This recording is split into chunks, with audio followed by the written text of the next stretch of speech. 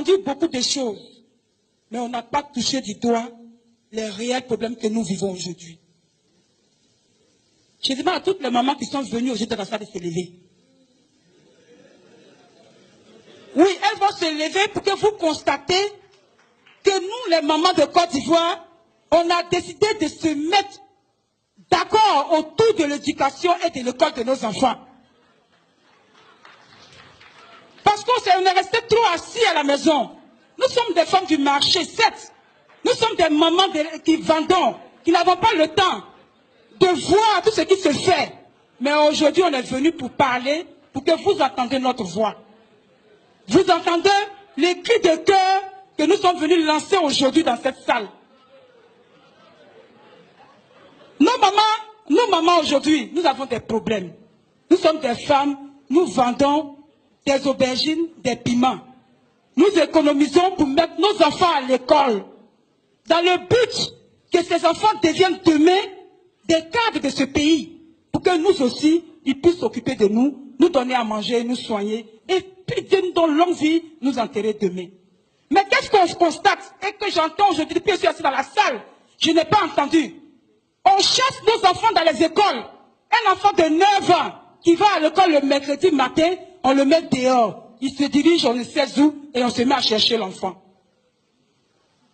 Un enfant de 12 ans qui est en 6e, qui nous appelle, maman, maman, viens vite. Des gens ont des machettes, des gourdins. Ils sont en train de nous chasser dans les classes. Viens maman, sans chaussures, sans attacher la tête. On court, on va chercher nos enfants. Ayez pitié de nous. Ayez pitié de nous. Nous, on ne connaît pas vos histoires.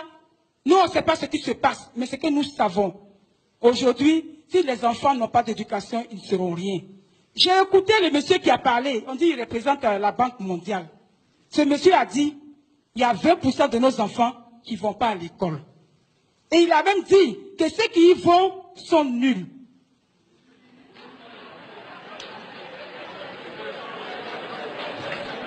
C'est ça, ceux qui y vont sont nuls.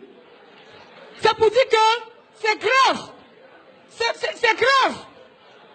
C'est grave parce que ceux qui sont nuls là, pourquoi ils sont nuls? Ils sont nuls parce qu'il y a des grèves répétées. On ne les enseigne pas. Les enseignants se plaignent, c'est nos enfants. La dame disait tout à l'heure, une dame qui a parlé qui disait, il ne faut pas accuser, il ne faut pas parler. Mais c'est nous qui vivons la situation. Eux, ils ont l'argent pour envoyer les enfants peut-être en Europe, pour aller à l'école. Mais nous, nos enfants, c'est en Côte d'Ivoire ici qu'ils iront à l'école. Alors on demande pardon aux enseignants, on demande pardon au ministère, on demande pardon à tout le monde. Si on n'avait pas le courage de venir, on n'allait jamais croiser la ministre. Parce que si on demande l'audience, elle ne va jamais nous donner. Comment on fait pour aller la rencontrer? Est-ce qu'elle va nous donner l'audience un jour? On n'est rien. Quand tu as dit que tu veux voir le ministre, on a dit où tu es passé pour voir le ministre.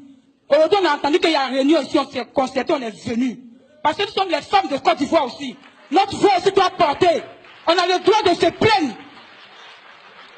Si enseignant, on dit que tu as revendiqué, que tu as eu un peu, il faut accepter, il faut enseigner les enfants. On nous a dit en Chine, là, quand il faut grève, ils mettent papier jaune rouge sur les têtes là. Et puis ça va enseigner. Faites la même chose. Faites la même chose. Faites la grève, mais enseignez les enfants. Vous voulez mettre vos enfants à la rue pour qu'ils deviennent quoi demain? Des microbes? Des microbes? Alors, chers parents, nous sommes venus vous interpeller. Nous sommes venus vous interpeller pour vous dire que nous, on ne va pas accepter qu'on détruise l'avenir de nos enfants. Parce que tout notre héritage, tout ce qu'on peut laisser à nos enfants, c'est la connaissance et la formation. Tout ce qu'on peut laisser à nos enfants. Imaginez-vous qu'on nous dit qu'il y a année blanche. Moi, je vends à locaux. J'ai gris, l'huile chaude sur le soleil. J'économise 500 par jour. Le mois fini, j'ai 10 000, je vais payer la scolarité de mon enfant. On veut me dire qu'il y a une année blanche. Vous pensez que je peux recommencer encore la même chose l'année prochaine? Je ne peux pas. C'est une souffrance pour nous, ayez pitié de nous. C'est avec douleur et avec difficulté que nous, on se bat pour payer le corps de nos enfants. On n'a pas les mêmes problèmes. Il y a maire ici, maire là, il a l'argent. Il y a préfet, préfet a l'argent. Il y a député, député a l'argent. Mais nous, on souffre. Alors je vous en prie, impliquez-vous. Certains vous concernez, même si vous avez de l'argent pour que vos enfants aillent à l'école, impliquez-vous pour que nous, nos enfants, aillent à l'école. C'est ce qu'on vous demande. Je demande pardon à tout le monde si j'ai offensé, mais c'est le cri de cœur que je voulais lancer parce qu'en tant que maman, on vous demande pardon. On ne veut pas d'année blanche parce qu'on n'a pas d'argent. Je vous remercie.